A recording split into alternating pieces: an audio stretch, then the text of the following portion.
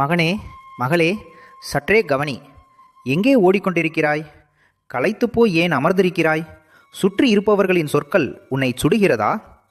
என்னால் முடியுமா என்ற சந்தேகம் உன் மனதை ஆரிக்கிறதா? இதோ உன் முன்னே உன் தெய்வமாக அல்ல, உன் ஆசானாக, உன் வெற்றிக்கான ஆயுதமாக நானே பேசுகிறேன். வீரனாக மாற்ற அல்ல, உன்னை சிறந்த வீரனாக மாற்றவே.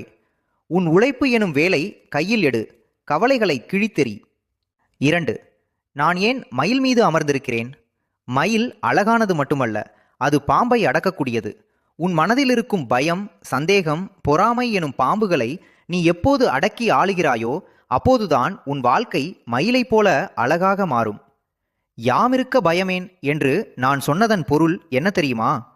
எங்கும் நீக்கமர நிறைந்திருக்கும் நான் உனது தன்னம்பிக்கையாக உனக்குள்ளே இருக்கிறேன் என்று அர்த்தம். உன்னை நீ நம்பும்போது அங்கே நான் இருக்கிறேன். நீ உன்னை சந்தேகிக்கும் போது என்னையே நீ சந்தேகிப்பதாக பொருள். எழுந்து நில், நீ எதற்கும் சளைத்தவன் அல்ல. 3. உலகம் உன்னை சுற்றுமறை காத்திருக்காதே. பலத்திற்காக நான் உலகை சுற்றிய போது எனக்கு ஒரு உண்மை புரிந்தது. உலகம் ததானாக உனக்கு எதையும் தராது. நீதான் உலகை உனக்கு சாதகமாக சுற்ற வைக்க வேண்டும். மலையை சுமப்பவன் நான், உன் மனபாரத்தை சுமக்க மாட்டேனா? தோல்வி வந்தால் அது என் அருள் என்று நினை. ஏனென்றால் அந்த தோல்வி உனக்கு ஒரு பெரிய வெற்றிக்கான பாடத்தை கற்றுத்தருகிறது. விழுவது அவமானம் அல்ல, விழுந்த இடத்திலேயே கிடப்பதுதான் உன் வேல் உனக்குள்ளே இருக்கிறது. அசுரர்களை அழிக்க நான் வேல் ஏந்தினேன் என்று நீ நினைக்கிறாய். ஆனால் உண்மையில் அந்த வேல் என்பது உனக்குள் இருக்கும் ஞானம், கூர்மையான புத்தி, அகலமான அறிவு, ஆழமான சிந்தனை. இதுதான் வேல். உன் கஷ்டங்களை நினைத்து கண்ணீர் விடாதே. கஷ்டங்கள்தான் உன்னை செதுக்கும் உளி.